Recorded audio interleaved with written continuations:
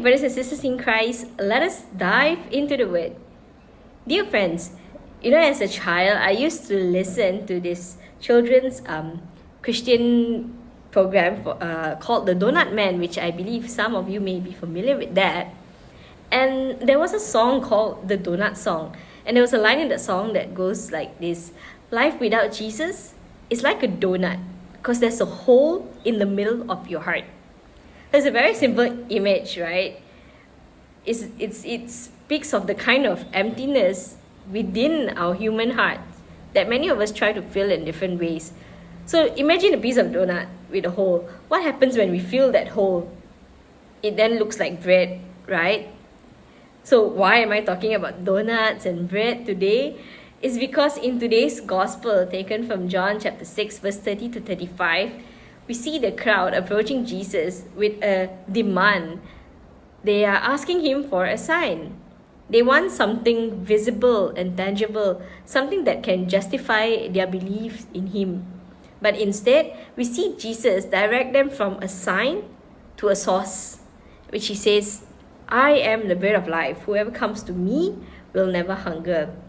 And so, dear friends, this passage invites us to reflect on the nature of our own desires as well. Because as human beings, what do we hunger for? We hunger for many things. We hunger for a good life, financial security, a comfortable home. We hunger for love, for recognition, all these external hungers.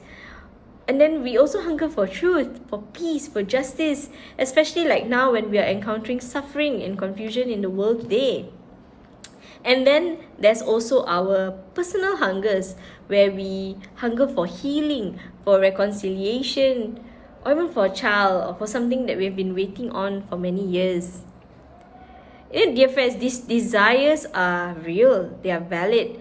However, we also know that even when some of these needs are met, they don't fully satisfy us. You can't guarantee that we will be satisfied, because when we look at achievements, they lose their lasting impact over time. Stability does not remove all anxiety, and even good relationships cannot completely fill that void that we have within our human hearts. And dear friends, I'm sure all of us are familiar with this Saint Augustine, who spent years chasing after material things, and in the end, through the prayers of his mother and through God himself, he found his way back to Jesus and discovered his true identity in Jesus. And he became one of the great doctors of the church, who continues to lead others to the truth and to the peace that he himself has been searching for in his life. And so, coming back to the gospel, dear friends, we see that Jesus says, I am the bread of life. Whoever comes to me will never hunger, and whoever believes in me will never thirst. So let's focus on that line. Whoever comes to me is an invitation. It is an invitation to a more personal relationship that requires us to be close to him, to trust him, rather than just a transactional relationship. Because imagine, like even for us, right, we tell someone, hey, if you need anything, you can come to me. You're letting that person know, right, hey, you can trust me. I am here for you. And so in that same way, Jesus is presenting himself to us as a true source of fulfillment. And this suggests that our many forms of hunger is actually pointing beyond themselves. So, for instance, our desire for love is actually pointing to a deeper, unchanging love. And we know in 1 John 4 verse 8, it says, God is love. And our search for stability is actually pointing to something that is lasting and eternal, which then says in Isaiah 40 verse 28, the Lord is an everlasting God. Our longing for truth and justice points ultimately to God, because in John 14 verse 16 it says, I am the way, the truth, and the life.